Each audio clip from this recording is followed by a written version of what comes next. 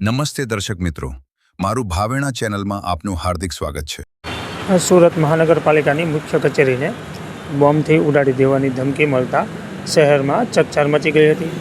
ધમકીની જાણ થતાં પોલીસ તંત્ર તાત્કાલિક હરકતમાં આવ્યું અને ઉચ્ચ પોલીસ અધિકારીઓ ઘટના સ્થળ પર પહોંચી ઘટનાની ગંભીરતાને ધ્યાનમાં લઈને બોમ્બ સ્ક્વોડ અને ડોગ સ્ક્વોડની ટીમો સ્થળ પર તૈનાત કરવામાં આવી। અહેવાલ જયભાઈ બગિયા, સુરત।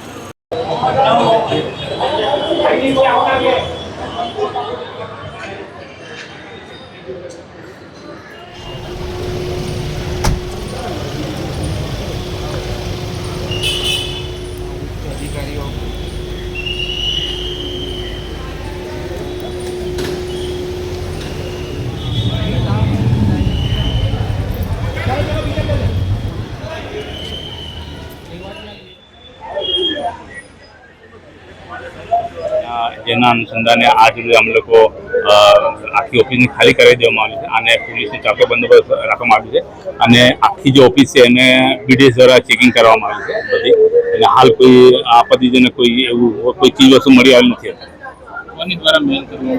હવે તપાસ કરીએ છીએ, અત્યારે મેલનું છે અમારી પાસે આવી ગયેલું છે, હવે અમે પોલીસ તપાસ કરીએ। જી, કાર્યવાહીમાં અત્યારે અમે લોકો બધું ઓફિસ ખાલી કરાવીને પોલીસનો બંદોબસ્ત રાખેલું છે।